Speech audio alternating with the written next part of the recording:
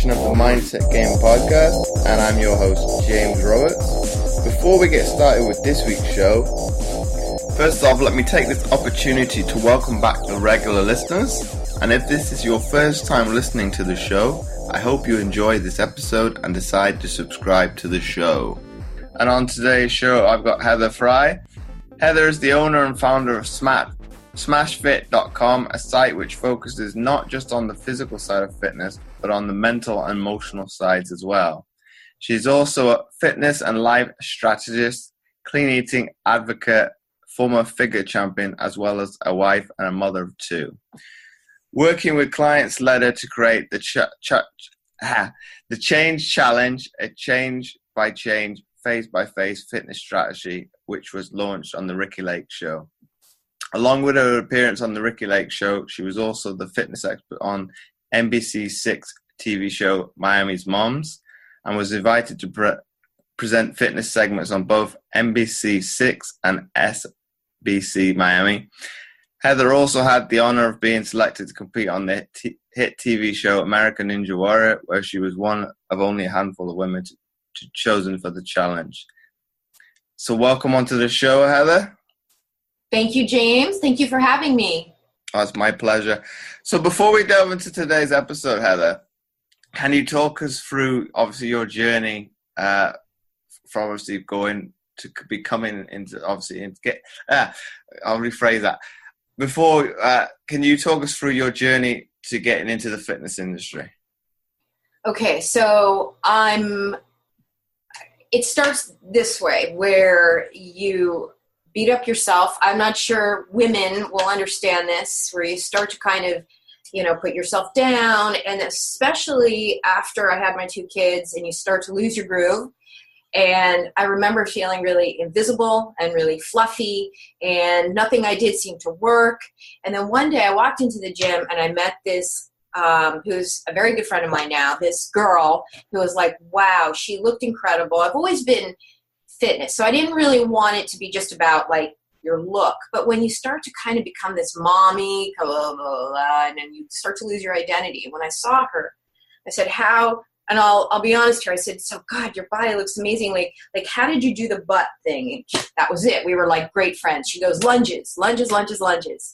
So long story short, she was a figure competitor, a pro figure competitor. She said to me, you should compete. And I said, in what? Because I had no idea that getting in shape was a sport.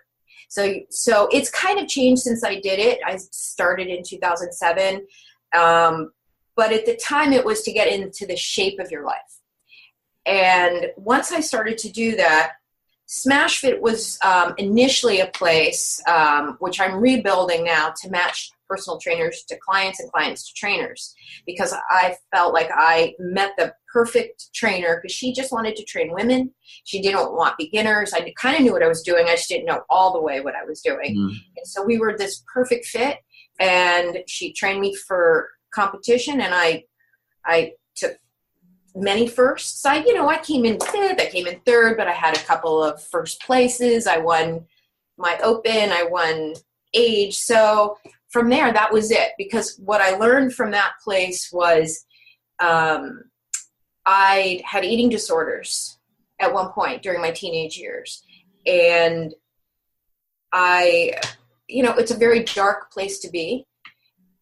And honestly, to be honest, I didn't really like who I was. And so when I finally had these answers, it's not like, I grew up and I became a mom and I outgrew a lot of that stuff, but nonetheless, it always nags at you. So when I finally figured out and was taught what to eat, how to strategize working out, as an athlete, there are certain strategies to how you have to eat for your workouts and to hit your goals. And when I learned that, it was like, oh, and I never wanted to go back. So whenever anybody asks me, like, what is your motivation? How do you keep doing this?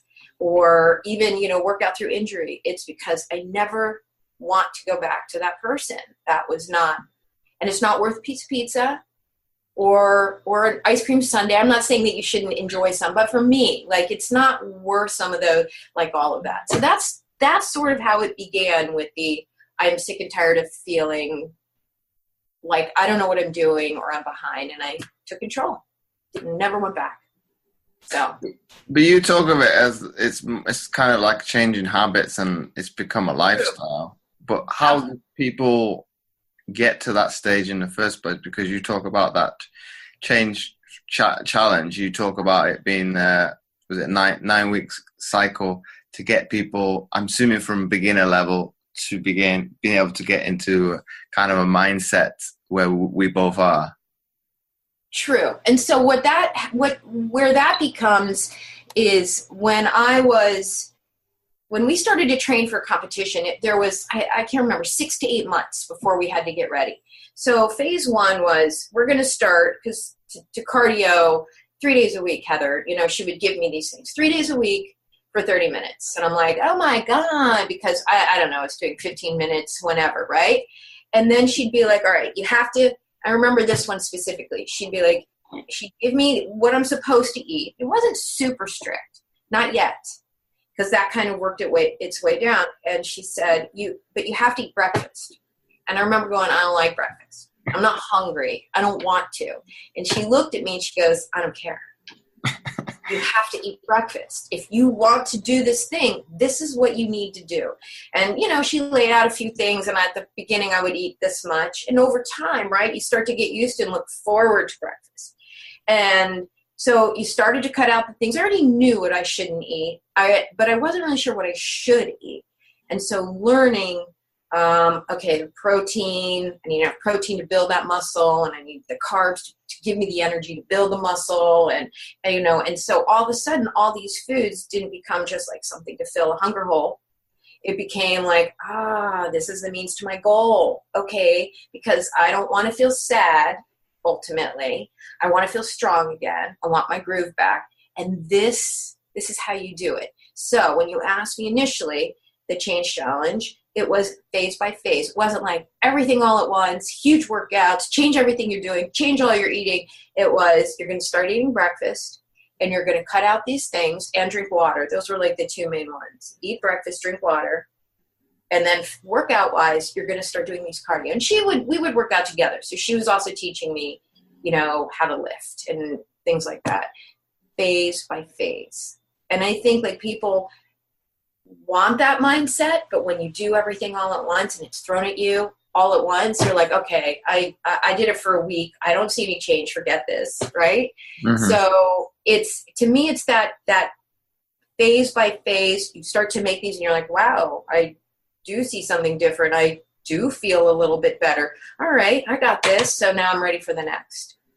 That's how I think. I mean, I'm thinking even in your training, as you were preparing, they didn't just throw you in. You would increase your times and increase your endurance and increase your strength, and it would start to move up. Otherwise, you set yourself up for failure or injury, in my opinion. So that's like my biggest, when I work with clients too, we're not going to do it all at once. We're going to take it step by step.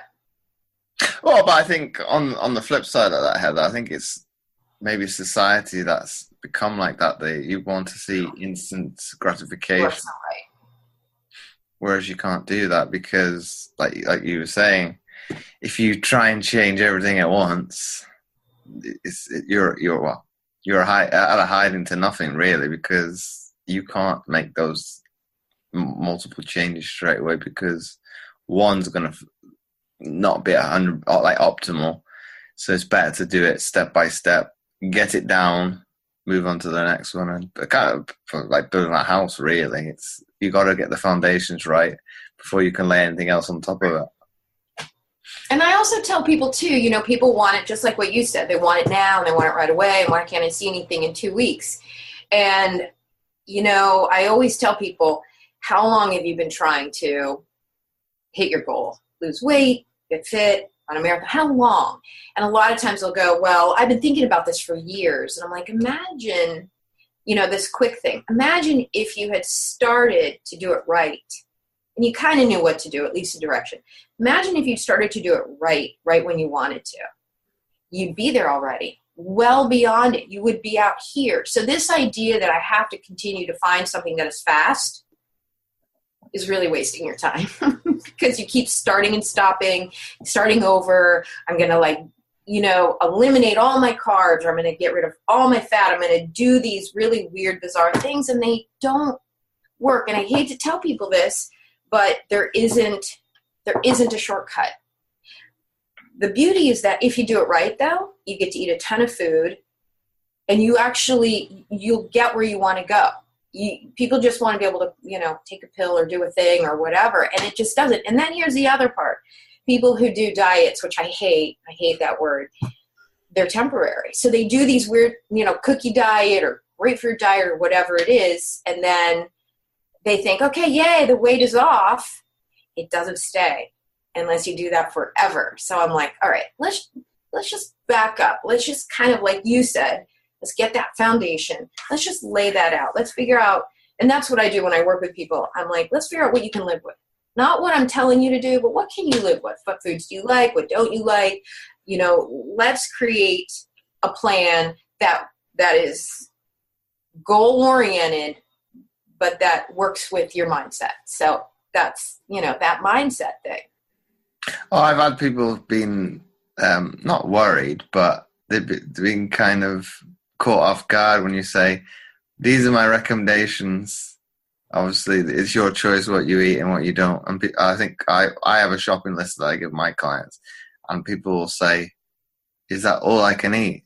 No, it's that list because, right. Okay, I could give you everything that's in the supermarket, but would you look at it being, like I use the example of 3 to 5 pages, would you look at the past page 1? Probably not. So there's why. Right. And obviously, it's for you speaking with me and broadening your knowledge that or I can eat, I don't know, there's not that many your primary, like, what do you recommend for your clients? Like, what is your main thing? I think initially it's to increase your protein. The first 2 initial weeks, obviously, there'll be no carbohydrates. It's to reduce it to kind of a baseline, healthy ones, and then bring it back up. Right. Obviously, to eat more green veg, and then bring the back in the more of it. But then, in most cases, primarily people aren't eating enough fruit and veg anyway, so it's giving them the nutrients and minerals from that, and then using it. It's kind of getting people back to a baseline, because in all honesty, they're probably eating too many carbohydrates anyway in the Western diet. So let's rein that back in, start you afresh, and then build it back up. Obviously, you're going to hit a wall at 2 weeks with no carbs, because you're going to start feeling, because I've done it myself, if you feel like crap. So I think it's optimally, you want to try to go to 3 weeks. But I've said to them, first of all, I got to 14 days and I cracked. So it's like, well, you get to here. If you've done a good job, if you're going to surpass that, I don't think anybody's done it yet. I commend you for it. And then obviously we go back to gradually building it up, but more emphasis probably more on protein from both the recovery standpoint, but obviously if your goal is to, if it is the male, is obviously to get stronger and build bigger muscle, you've got to have that in place, and have a little bit more importance on getting the natural fats in your diet as well.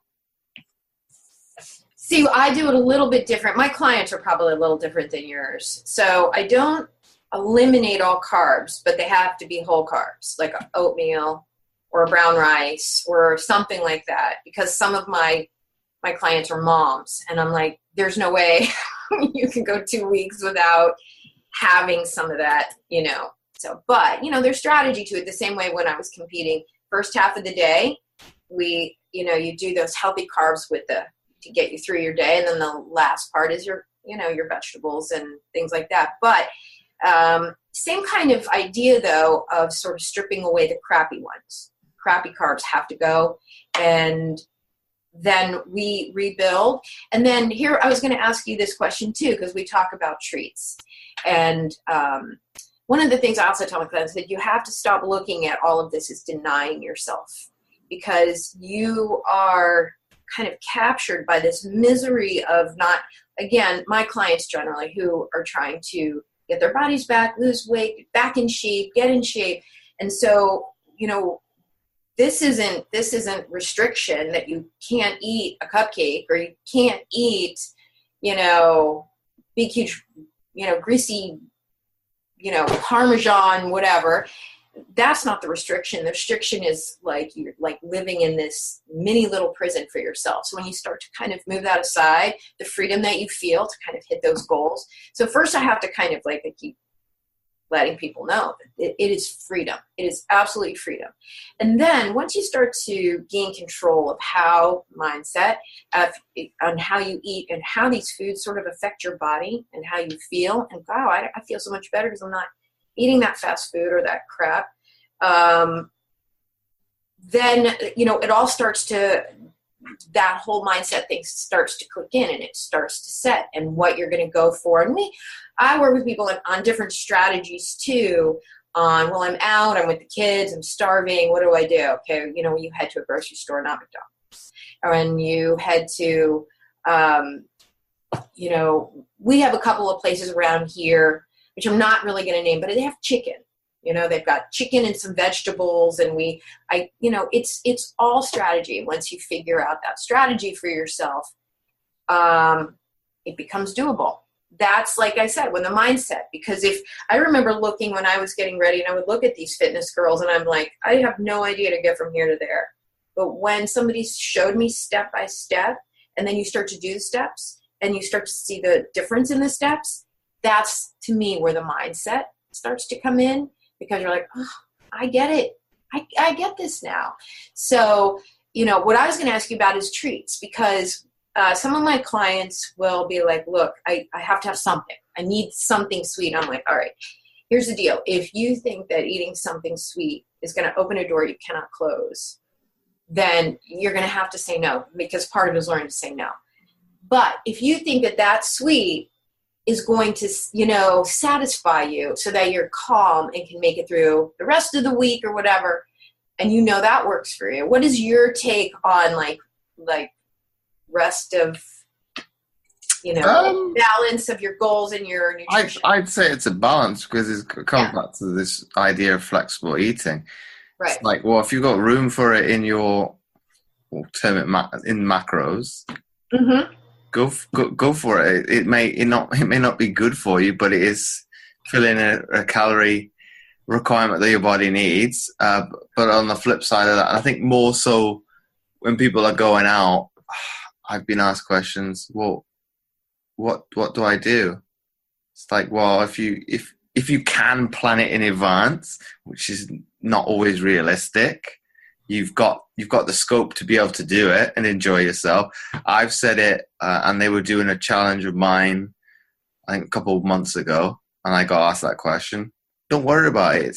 It's one meal out of, what is it, in a week challenge, or 21 meals. One's not going to make a big difference at all. So look at it in a different regard and change the mindset, and don't worry about it, because I think it's these companies, be it Slimming World, Weight Watchers, I think have demonized, obviously, what you talk about with the treat. They're saying, if it's on this side of the line, it's bad for you. Whereas I flipped it on its head. Well, if you eat too much of a good thing, you're still going to put weight on as well. Well, here's the thing, though, and this is where I come from, being from like female moms, seeing sometimes over time, is that, and this is my opinion, when somebody will say to me, and I'm not saying you, because like I said, your client base is a little different than who mine are. They'll be like, well, everything in moderation. I do not agree with that. And here's my caveat to that, though. At least not at the beginning. Because if you could do moderation, you wouldn't be struggling. So at the beginning, the idea is to learn to say no, to learn what your limits are. So sure, go out and have that meal. And I'll tell you what I do when I travel. Have that meal. But that doesn't mean, eating, at least here, I don't know how it is there, but the portions here are insane. They're like 3, and I'm not even making that up. I'm not even exaggerating. They're like 3 portions in one meal. People are like, well, look, they gave it to me. I must have to eat all of this. So the portions are huge, and then a soda. So sure, like I agree with you in going out to eat, but be smart about it. And as you start to learn, I call it your no muscle, as you start to learn what you should and shouldn't, what you can and can't. Again, this is based on people who come to me wanting to reach goals.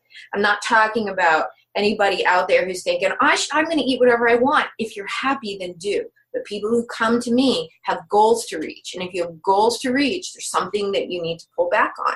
It's not working what you're doing. So we figure out, all right, we're just not going to get cream sauce. You're not going to order something with cream sauce. We're not going to order something with cheese. But certainly you can have the grilled chicken with the vegetables and the da-da-da and even a little bit of potato. Like there's things you can do, and it's fantastic. It's all, like how you perceive it. Now, I'm a very clean eater, and I don't like how the food sits with me anymore. So when we travel, I used to bring my food with me everywhere. Everybody thought it was weird. It got to be too much work. So when I go out, though, my only thing is wherever we go, as long as I can get a piece of chicken, a grilled piece of chicken or some fish, I'm good. It doesn't matter because almost every restaurant, unless it's, some fancy cuisine, almost every restaurant, I can say, can I have a grilled piece of chicken and a salad or these vegetables or, whatever it is. I can eat clean wherever. The only place sometimes is the airport. So I try to, I'll bring food with me to travel. But almost everywhere you can choose to either, have a nice meal, or I look at eating out for me as I don't have to cook, I don't have to think, and I don't have to clean. So it's not about eating. It's about I get to spend time with my family or out with friends, and I don't have to do anything, but I have to eat. So again, it's like you were just saying, it's like the switch of mindset. It's not about food. It's about being out. So that's where I sort of changed my out to eat mindset. And it was good. So. Well, you bring it from a different, I didn't think of it, sort of looking at it from the respite, the strains of what cooking brings to it. Obviously, you've got to clean it yourself. Whereas when you're out, like you say, it's somebody else's job to do that. Right. Well, let me ask you, I'm curious there. Do they, are the meals in restaurants and it's good. I don't want to, put down American cuisine or anything, but they are hugely salty. And I know 1,500 milligrams of sodium per day, but if you have hypertension or your whatever, it should be more in the 1,100 range. And these meals will have literally 2,000 to 3,000 milligrams of sodium, because I've gone and I've looked them up at our biggest, chains of restaurants. The portions are huge. The fat is huge. It's, it'll kill your week. So that's what I always tell people. Look, just know it. Is the restaurants where you are they more conscientious, or the portions smaller? I'm always curious. I think it depends. I think it depends on the company. In terms of the portions, they're probably going that way. They're not as big, but they could be. They're definitely of that mindset because you've got those franchises coming over here.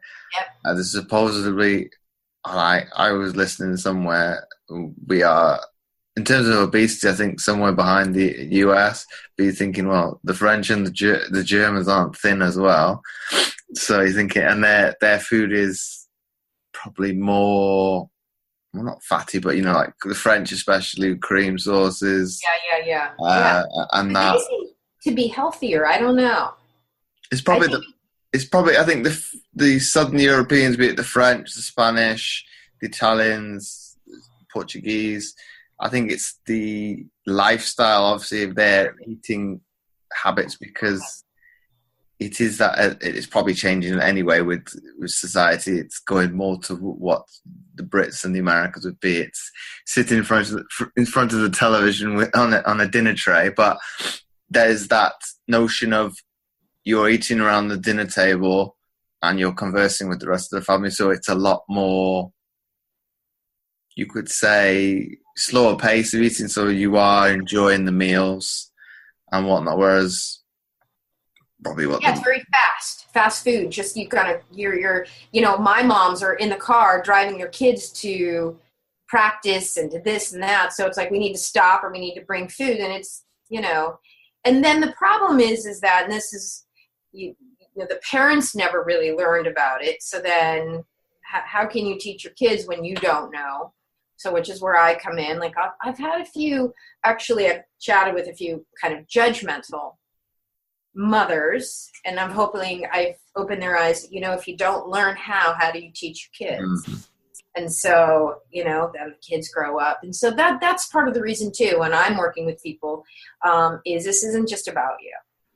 And, and even with my own children and, I never ever even use the word fat with my children. Like still to this day, it doesn't roll off my tongue.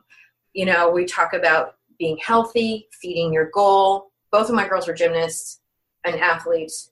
So we talk about, health and strength and the foods you need for your muscles. And we talk about all of that. So I'm sure they're really tired of it, but hopefully they'll should bring it with them throughout their life. So, but Heather, would you not agree that with being on this side of the line, being more health conscious, we don't look at fat in a stereotypically negative way that say the media would do, whereas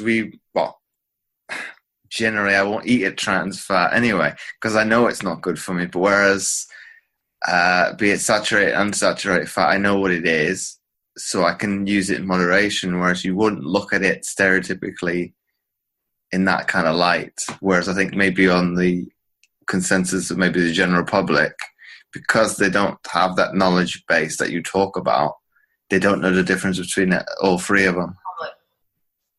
When I was getting ready to compete, right? So this was a little ways, it wasn't a super long time ago, but the idea of the fat-free, I don't know if that kind of went around where you were and everything, had fat-free on it, and we weren't supposed to eat fat. And that was really great. I was getting ready for my show, and I'm getting cut up and ripped up for my show. God, my hair started to fall out. Got really thin, and I'm like, what in the world? Because they told me to eat no fat, 0 fat. I had this little Foreman grill, which was nice, but it took out, not only did it take out everything, took out all the juice. I'd have these like little briquettes of chicken, like 0. And it took me almost after I finished the season to figure out what was going on. And so now, and that was obviously no fat, which you absolutely need the fat. It's just kind of knowing, obviously you know this, knowing the right ones. And just for your audience, like fast food hamburger fat, that's not the right one. And so once, right, that's really what it comes down to. So now I actually, which would have been like, I cook with oil. Oh my gosh, not a lot, but I cook with it, knowing I need the nutrients and I need the calories. Like I need those things. And so I don't have the same. But, again, when I'm talking with it's interesting. You were talking about food, but I was talking about the word, which I still am comfortable with. People who are overweight or struggle with their weight, that's how I say it. And other people will use the word fat. And we don't do that in my house because same thing. I don't view that. I'm like, this is somebody's struggle on the outside of their body. Like we all have a struggle. So this one just shows up. But other people do different things to manage their stress and manage their life. So I have no ill or negative. I know when I go out to eat, my friends think I'm judging what they're eating. I'm like, I am so not. Because everybody has their own struggle. And I love working with people to help them, kind of like what we're doing. Like, let's not see it in this way. And this is food and this is my comfort. I'm going to make you feel comfortable in your body without that. That's sort of what it is, and that's goals, and that's hitting goals. So, which is one of the most important things too. How are you with like making your goals for yourself? Like, were you constantly making goals? Because I find that really important. That's what keeps you moving forward.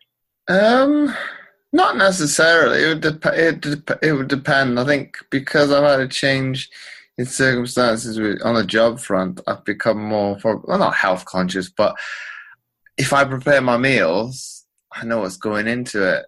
Yeah. Whereas, because I'm working in a school environment, yes, there is a cafeteria, but I've got no say what goes into that dish. I was like, well, I might as well spend the extra, well, it's not going to be more than half an hour the night before to make my lunch.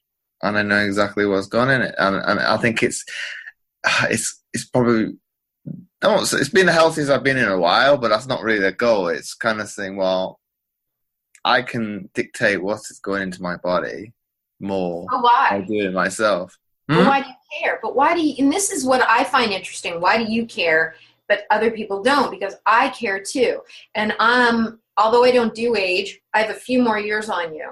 And so therefore I see people getting sick, and I see people, you know, getting diabetes and struggling with these things. And, you know, when, for me at the beginning, it was just like, I just want my pre-baby body back. But over time, my goal with the eating healthy things became, I don't want to worry about my health. I don't want to worry what's in it. So as little, like, I don't want to say never, because I'll take my daughter out for ice cream and I'll have a few bites. Like, I'm not the person who's going to order one for herself. But that said, that the goal changed and my thought changed. So that's why I'm saying to you, why do you care what goes in your body? Is it how you feel, or is it like knowing the health risks down the road? I mean, obviously not this minute, but I think it is the knowledge that I know that some of the stuff what it's probably made out of, not good for me in the long run. So if I can eat more, in essence, it's whole foods, it's vegetables, it's meat. There hasn't been carbs in the moment, but it's helped me to refrain my body. But that's cool. That's probably it's leaning it up. So it's not. That wasn't a goal, but it's kind of, well, I'm not as healthy. I'm not as healthy as I could be. Well, this is one way I can do it by changing this one meal. So and that's encompasses, like you say, it's both for me too. I mean, I want to eat healthy for that, but certainly I have, because I struggled with body image, so there were physique goals. So in order, I want to, you know, be able to see the muscles that I'm working, so I don't want to cover them up with that. So, you know, I mean, it feeds the health goals, and it feeds the physical goals, it feeds the outward extrinsic goals, you know, it feeds all of that.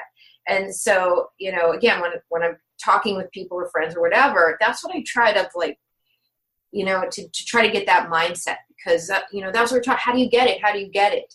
And that's sort of it. It's like bringing up these kinds of points of what is it that you want? Where are these goals and desires from? And what are you getting out of exactly, other than that immediate gratification of not taking care of yourself? What are you getting out of it? Because mostly if they're talking to me, there's something. Mm-hmm. Even if they're just friends, like there's like I want. So I find it interesting too. And sometimes you hit on something right away and they're like, okay, I'm done. And then you go. And then sometimes I watch people be miserable. I'm like, just listen to me. It's not that hard. You can do this, you know? But you know, it's tough. It is. It's breaking. It's not just so. It's our whole society anyway, of which bothers me a lot. The photoshopped images of women and the movies. Everybody is, you know, thin and unrealistic looking, and I love all some, you know, comes out a little bit more. And even the women who know that these images are photoshopped, even they are fooled by them. And I was fooled by them.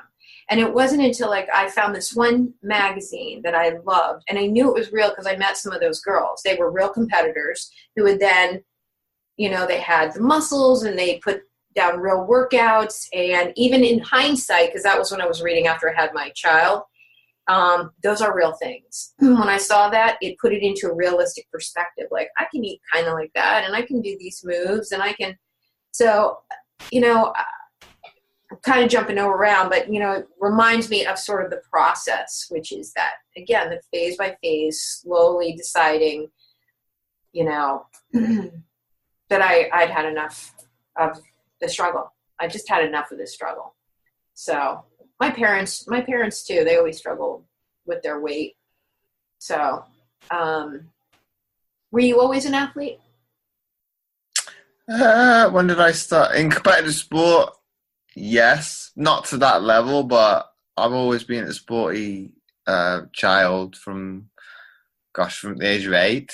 And I'm still competing to this day. So I think you bring up a good point there, that why did I get into the kind of lifestyle that I'm in? I think, and this is talked to my mom, I think a while ago about it. I think comes down to, at that time, gosh, how old I've been? I don't know, maybe like 6, 7 years old at that time. My mom went on a diet run by, what would it have been? The base PT and lots of fitness challenges that went with it. And it's become, because of that change in probably the household way of eating, it's become a lifestyle. And that's what we eat like that to this day. Okay, people have asked me along my career from that young age to, what would I be in? Like my late 20s. Well, what did you eat as an athlete? It's not changed from when I was 7 years old. That's wild. Even till when I'm in my 30s now, and then that middle portion in between. The quantity, the quantity has changed, but the actual makeup of the meals has been exactly the same thing. It's because I've got that baseline that I talked about earlier put in place. I've got that knowledge. Well, I have to eat this. Well, now I'm competing at a higher level. Did you get that from your mom, or did you get that from your parents, your family? See, that's so good. So I think it's them broadening their knowledge base. This is what you are. Well, not told. This is what you're going to eat. But a little bit, which is. I was probably the complete opposite as a child. Whereas I enjoyed my vegetables. So parents would ask mine, how do you get him to eat his vegetables? He likes it. I don't always do it now, but sometimes I'll eat my vegetables before I eat my meat. Whereas there is that saying where you should, from a recovery standpoint, from a fitness perspective, you should eat the protein first. But it's like, well, I'm not fussed. If it metabolizes a little bit slower, it'll be fine, right? I'm not bodybuilding, so it's not the end of the world. Yeah, right. So that's really the essence for me. It's been more the family wanting to probably become more knowledgeable, and it's thus aided me. Well, I won't say live a healthy lifestyle. I've probably lived a healthier lifestyle than I possibly could have. That's really cool, because that's where it does. That's where it starts. That's all where it starts. Because I don't remember. I know my parents struggled with their weight, so we didn't have crap in the house. Like I would go over to my friends, they'd have chips and junk and candy, and we never had that in our house. So we would always want to go to our friend's house. So what happened too, if I had to go back, if we're doing this, is I was a gymnast, and I was very small, and this was a bad thing. And this is sort of where everything sort of culminated for me. It wasn't terrible, but it was one of those things that stuck in my head. I had a coach say that I was chubby and that I maybe needed to lose weight. I think I was 8, and that was not good. And so that always stayed. That was what happened, and that always stayed with me. And so, excuse me. And I remember in middle school, going on a diet, not eating as much. And then in high school, unfortunately, it all hit. And we were on a trip. Excuse me. And I decided, you know what? I don't feel like eating. And I went down the eating disorders path. And I lost too much weight and had all of those anorexia, bulimia, all of that through college and through my young adult years.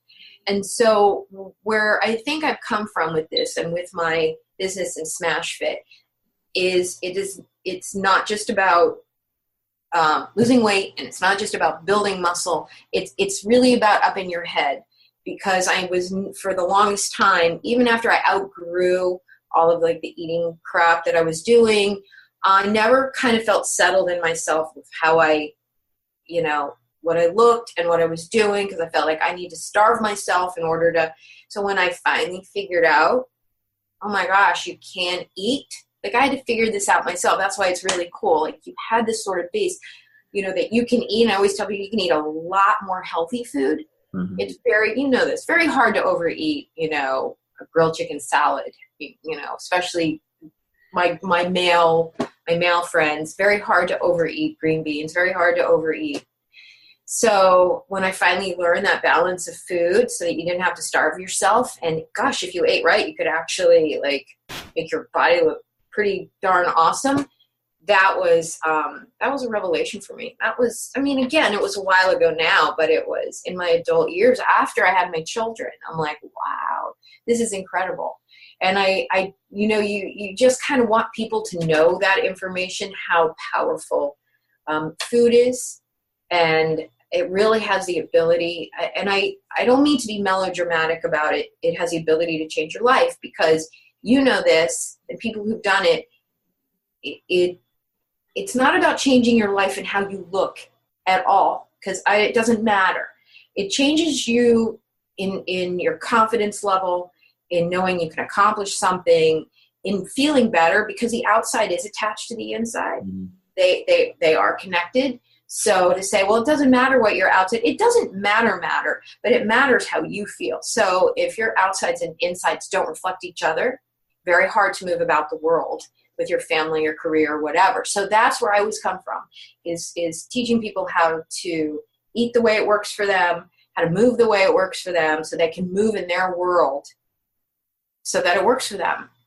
You know, I see so many people with so much, you know, who are so depressed. It stops all other avenues of all these other things, because they don't feel good about themselves. I don't feel confident. I don't want to join a gym because I don't like the way.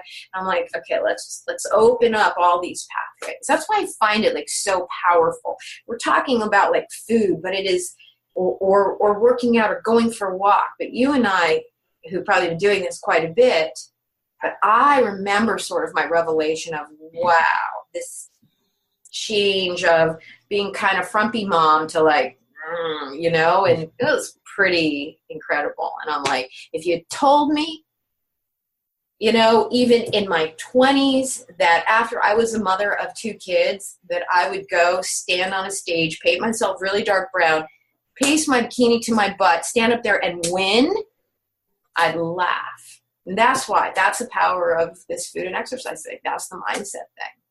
So we need more people like you too. And you too with, this is the one, if I can ask you a question, and forgive me for not knowing the answer to this, but you have an extra obstacle. So how do you move your brain? It's not really an obstacle for you, is it? Never. That's the mindset in itself. I've never seen it. You know, it seems. But I think, and I've discussed this with a few people on my show, it's because probably as a society we want to put people in boxes. So I'm very much, how would I word this? Of a different kind of person. I won't be so judgmental straight away, because you touched upon with people being obese. Well, that's a judgment. That's an assumption of somebody's problem straight away. It's like, well, they could have a number of factors as to why they're in that predicament. It's Absolutely. Not because they like food. It could be a number of issues. So you can't say, well, they've become overweight because they like to eat too much food. It's like, well, that's a prejudice straight away. Agreed. Absolutely agreed. Usually it's something really heavy and deep when people let themselves do that. So you know, so for you, right, there's no, it just never was a thing. It sounds like you're really good parents too. You know, right? No, my parents would probably say you're quite adaptable in the way of thinking. I think I brought this up countless times, so I apologize to people who listen to it on a regular basis. But I think I would have been, I know I was in elementary school, and my mom saw me, I think about lunchtime or some kind of break period, sitting on the side where all my friends were playing on the monkey bars. But she could visualize me ticking it over in my brain. Well, how can I adapt this?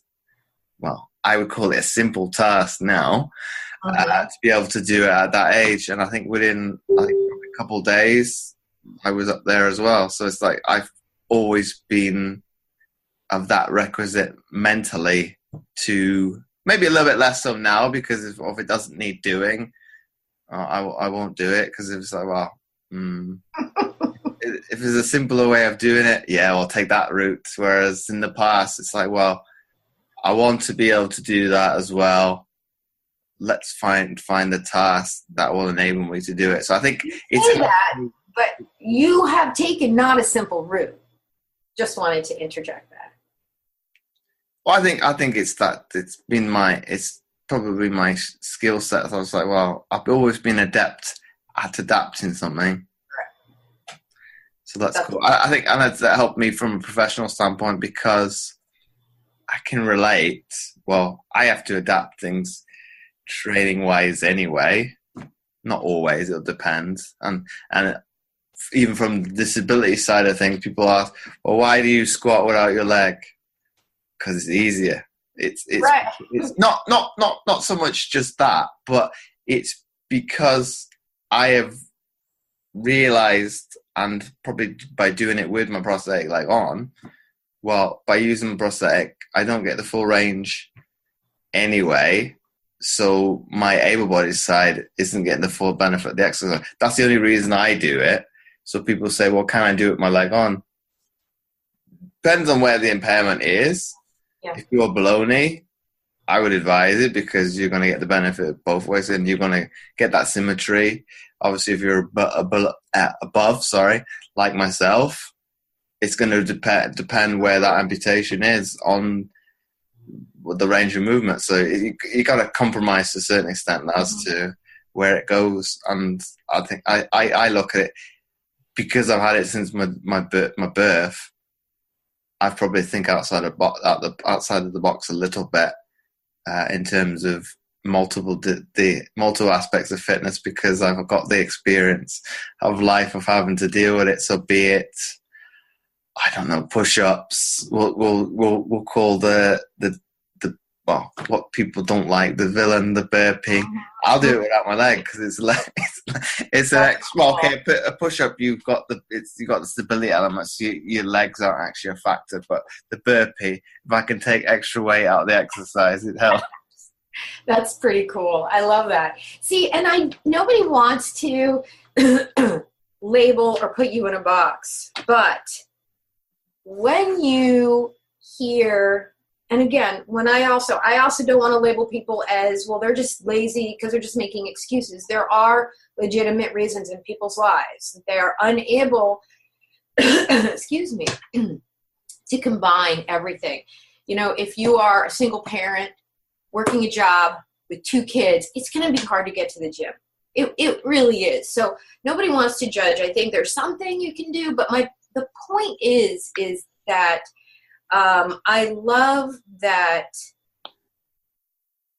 you do inspire, because you taken what is the norm for most people and said, I don't have a norm, but so it lets other people not make excuses for themselves. You know, the real excuses, not the other ones. So that's why when we see people who are like, yeah, whatever, I don't want to hear your stuff, that's what's cool. That's you know, why really I wanted to talk to you. You know, you invited me here, but I love to hear your answers as well, and how, you know, you mentally perceive things, or other people. When you hear other people complain, do you have any other, like, what do you think? Like, man, I just can't because I have this or whatever. Like, you know, they're like real excuses. What do you think when you hear people make excuses? I'd put it back to that mental one, that psychological question of, well, why do you want to do something? There you go. The ball is now in your court. You need to go in within yourself and question. Well, on this case, like you point out, Heather, is why are you not doing it, as opposed to why you should do it, and say, well, that's true. It's in your court now. Well, what can you improve to get you in a better frame of mind, better state health-wise. And it's not me saying you need to do this. I'm putting some onus on you. So I think I've had a shift in mindset in terms of that. I think maybe previously to that, I would maybe be confrontational to that. Well, come on, you need to do something about it. Whereas now, well, like you say, it is your choice. It is your life. If you are happy in the state you are at,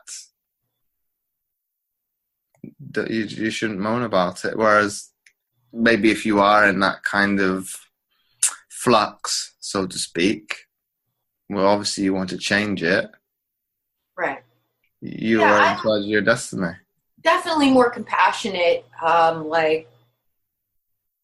as time passes, when you see people struggle. So I always, there is a way to make you feel better. There is strategy to make people feel better, no matter really what you're going through. I mean, I'm not talking about the worst of the worst, but I know, people who are struggling with all kinds of different things. I'm like, come on, then let's take this one thing that you have control over, because I too I've had also very sad, tragic things happen to me, lost people very close to me that I love.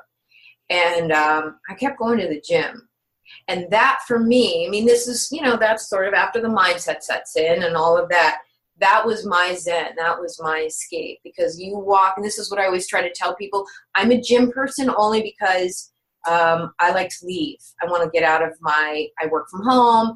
I'll visit clients and things like that, but for the most part, I want to get out of the house. I want to get out of everything. When I walk in, everything is left behind. So no matter what difficult or tough thing was happening, I could walk through those doors, and it was like meditation. It's like, what machine, what am I working today? What muscle, what is my goal? And everything else kind of went away. So I always try to help people kind of move through that and have how working out or whatever is not stressful. It's a stress reliever. It is your escape from the world. And I love when I see somebody where it just takes off. I've had a couple friends who really went from I don't know what I'm going to do to running marathons. Love that. I love that, seeing what you're capable of. So. And I wanted to get your opinion on this, Heather. I've seen this recently on Twitter. I can't remember who posted it, but they posted about newspaper. I think it was the New York Times asking celebrities their opinion on whether kids should do resistance training. But what I wanted to ask your opinion on was, should celebrities be given that kind of advice, or should they leave that to us? They should leave that to us. I think everybody's entitled to an opinion. And so I try also not to be too judgmental of people. They're celebrities. I don't know them from Adam, okay? But if somebody is doing an interview and asking them about it, and they say, I like it, they're being asked a question. So I try also not to be judgmental. They're just people being asked questions. That said, I would, in general, adhere to the professionals. And in answer to that question, I actually do think that resistance training is fantastic for kids. I think it depends on what kind and what age appropriate. That doesn't mean lifting barbells. It can be push-ups and pull-ups and body weight resistance. It can be bands. So I think, because I'll be honest here. So when my daughter was in elementary, just a few years ago, she was in elementary school, and I went and I conducted a little class, a little workout thing. And we started with our warm up, a little stretching, and we did some jumping jacks and did a few things. I said, okay, let's do 5 push-ups. Most of them couldn't do it. And I was kind of sad about that. And so I am for physically giving the appreciation of how your body moves and building the strength and the enormous amount of power that comes from moving, even beyond the food. So what do you think about that? What are your thoughts? I think it comes back to that age-old adage that they're going to promote it okay, it probably is twofold, because you could say it's lazy journalism, because it's not that difficult now to ask a fitness professional that question, right? be it with the multitude of social media platforms there is. If it was put on Twitter, that's probably the easiest one of them all. So I think any number, you could probably ask, you could probably get multiple opinions and compare and contrast them and say, well, so and so said this. What is your opinion on that? And kind of get not a conflicting argument, but different conversation struck up. In terms of it being asked of celebrity, it's like, well, you are maybe asking them because we're in that kind of cultural environment. They are very much influential around young people, so you're going to get people to read that article a little bit more. But at the end of the day, unless they are, what's the word I want? Kind of in very much in touch with what is up to date in fitness, what the advice they could be given is the wrong kind of stuff. And if you follow that, you're... You know what burns me up more is when I see celebrities promoting unhealthy things like, soda or Coke or Pepsi. I'm not a fan. It's fine, just my opinion. But if these are celebrities who have influences over all of these younger people, and it's just my personal opinion, don't like when they do like I probably could go a step further. All these other things like records, all these other things they could sponsor and make money and do whatever. But don't sponsor fast food or things that are going to harm. That's a pet peeve. This is one of my own pet peeves. I probably could go one step further than that, Heather. I was watching a program over here last night on when children's TV things go wrong, and they had one with the Flintstones in the 60s, and it was sponsored by a cigarette company. Right. Cool. Yeah, not a fan of that. I can't remember. I wish I could think of one I just saw where I'm like, really? You make $1 jillion and this is where you choose to put your voice. Yeah, not a fan. Not a fan of that. So. But, well, you could say the same one with Cristiano Ronaldo with Herbalife. You're thinking, is that in shape? Yeah, I highly doubt he's drinking that, but that's because I can put two and two together. And I'm not putting down the product or anything. Here's what I get. And here's one topic too. So I get approached, and I want to know your thought too. I get approached a lot about supplements, selling supplements. Will you write for my supplement blog? In fact, I have a lot of people, which is why part of the reason I checked you out. People say, "Oh, will you contribute to my blog?" And it sounds all great and good until you realize the blog is on a supplement, and so they're really trying to get you to promote their supplement company. So this is my personal opinion, and I'm not telling anybody how to think or feel. I'm telling you to think. Like, my thing would be to do your research and to think. I'm not telling you, but my belief.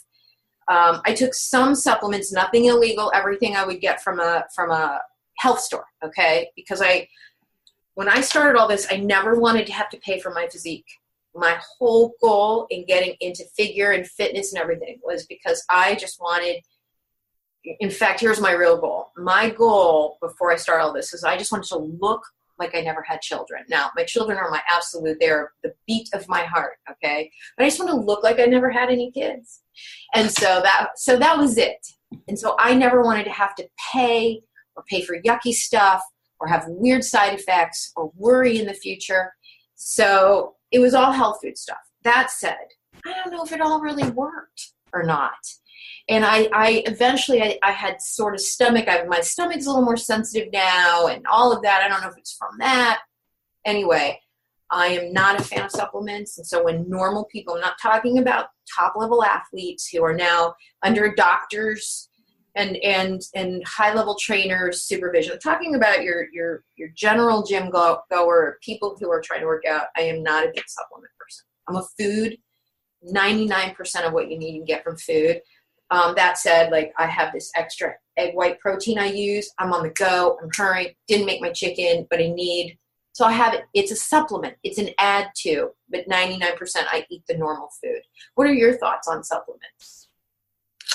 I think it comes, like you say, it comes back to that knowledge. It's trying to gain as much info. So I probably use this as a resource myself, be it I'm talking to the guests or the question I have. Well, first of all, a lot of them is for my keepsake. So I've got one coming out, or it'll be coming out before this, but and we touched upon numerous things with supplementation, and I asked the question of, I can't remember what it is. What supplement, like what a miss along the lines of what probably over, not subscribe, but kind of rammed down your throat from a marketing standpoint. And he delved upon, well, from a nutritionist, you should take this for what, depend on what your actual goal is. And these are probably what you don't need to take because they will be found in another product. But to answer your question, Heather, in terms of, for me, supplementation, I'd probably agree. It would come primarily from food to start with. And like you say, it is a supplement, so it's an addition. So it would be, for me, be vitamin C, vitamin D, because I'm don't have the luxury of you living in a nice warm state. Omega-3. And sometimes a multivitamin, but it's reading into that and getting the right amounts of the actual supplement itself. So it's all well and good having a supplement, but do your due diligence and maybe look into it a little bit more and say, well, this product has this amount. Could I pay a little bit more and get a better product? See, you probably have all this too, and I'm just telling people to be very careful because, again, I'm not saying they all don't work. See, to me, vitamins and minerals are a little bit different, because you can't kind of hurt yourself. You may have to do, some of them can be toxic if you overdo.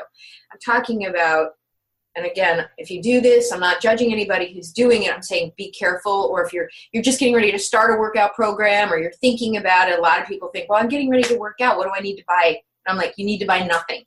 Okay. You're talking from a standpoint from the beginning. Workout, all these extra kind of, I'm not even, I don't even want to sort of name stuff, but I know a lot of people who will take pre-workout things. I had somebody write to me and they're like, oh, well, here's my pre-workout and it's got this. And of course I go and I look at the ingredients and it's got like 400 or 500 milligrams of caffeine. I'm like, you are kidding me. And just for anybody who doesn't know, a cup of coffee has 100 milligrams of caffeine. So you're telling me you're pouring 5 cups of coffee and you want me to promote this so somebody can have a heart attack?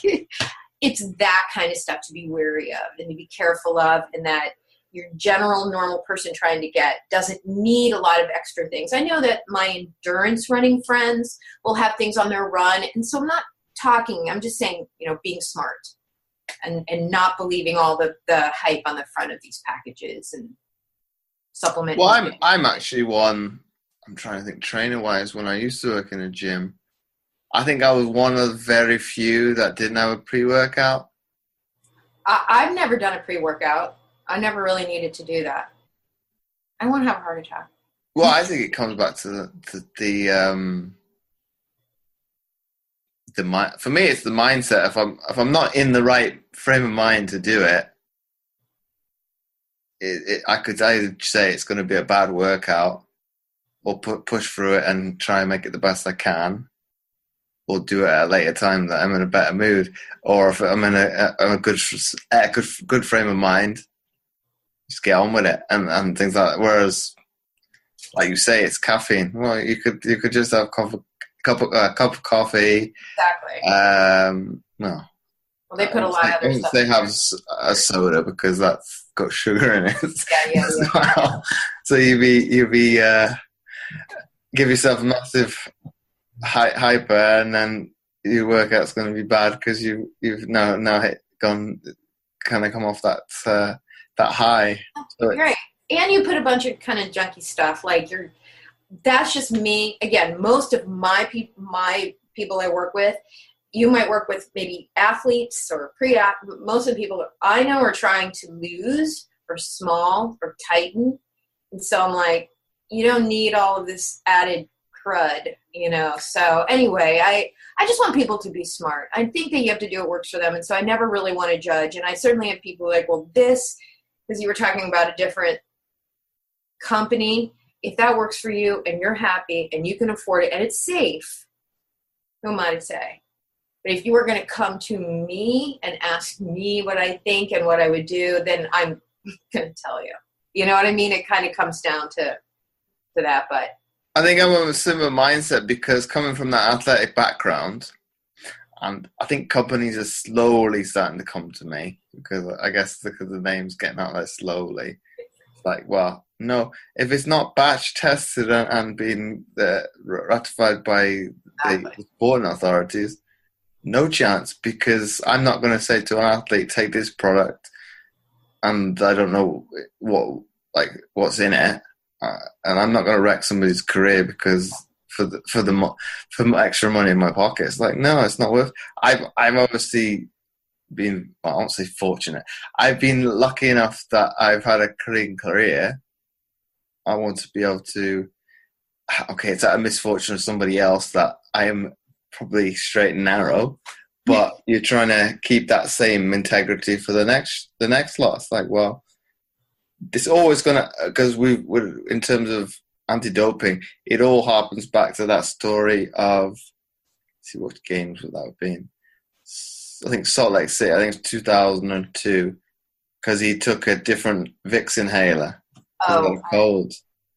And it was one ingredient different from what it is over here to what it is in the US. Obviously, lost a medal because of that. And I'm assuming to this day it'll be talked to every athlete coming up. Well, wow. You need to. Well, if you're going to take any medication, one, make sure it's clean, and bring it from home. And right. do the same in every country around the world.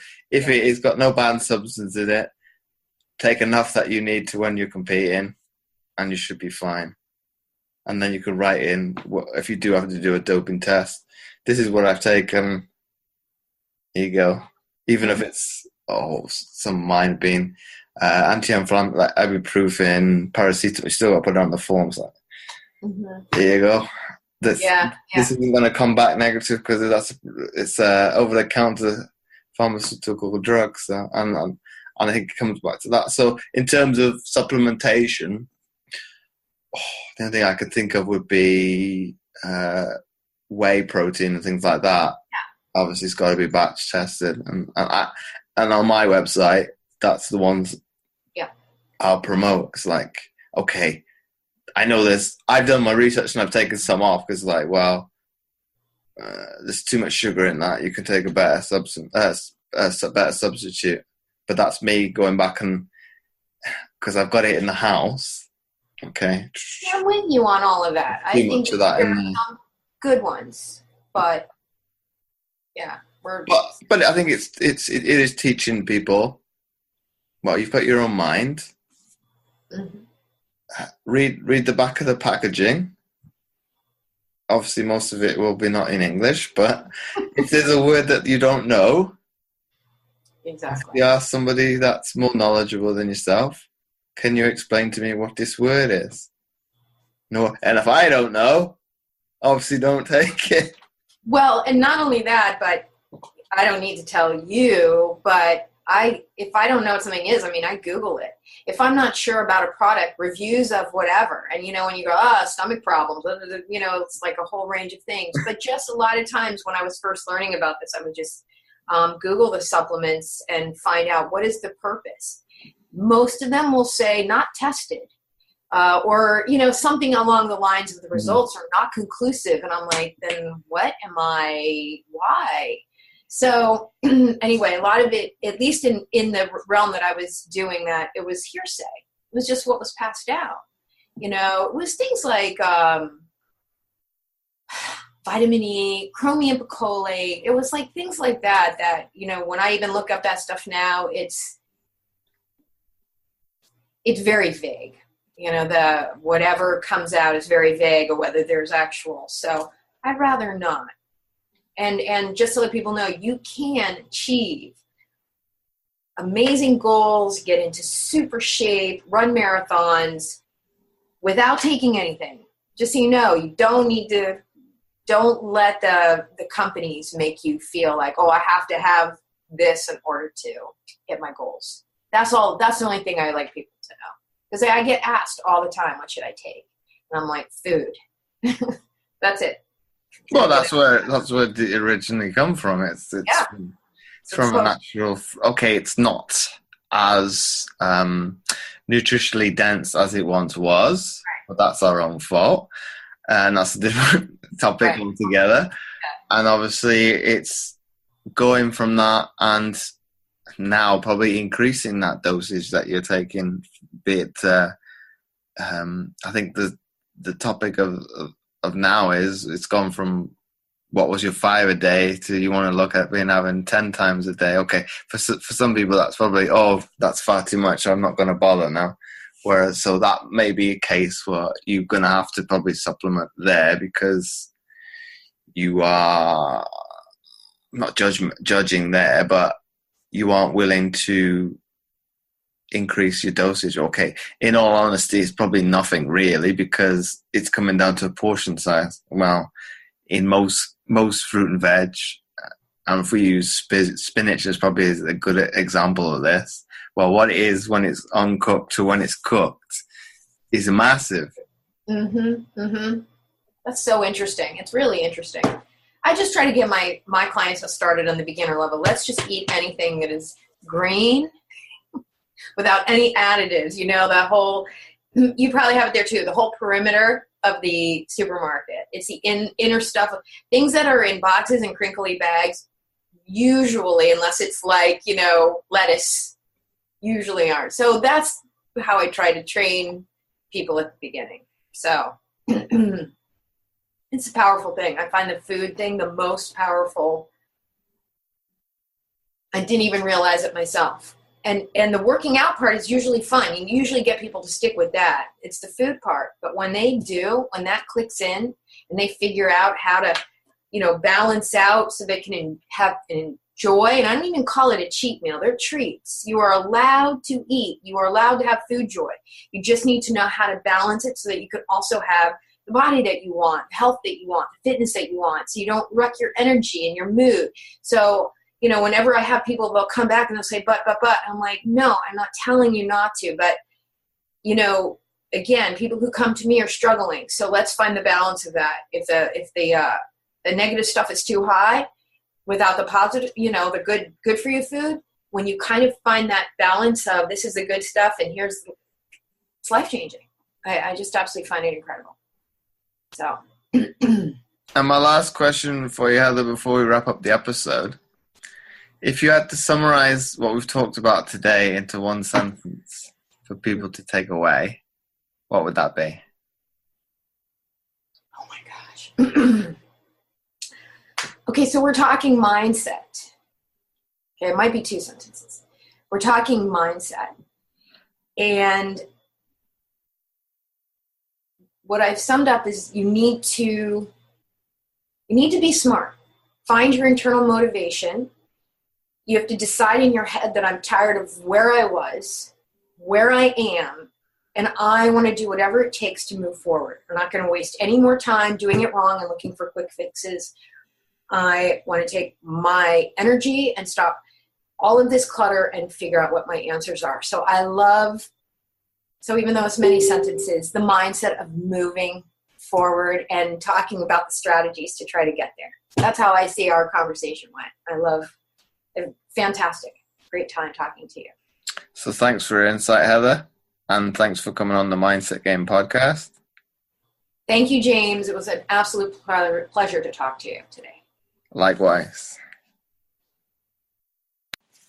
And before I forget, I would really appreciate it if you would be so kind as to leave a short written review, as it helps to get the podcast more notoriety and it would be more visible in future to others, and thus helping more people, which my guests and I are all about. Once again, thanks for listening, and I'll catch you next time for another episode of the Mindset Game podcast.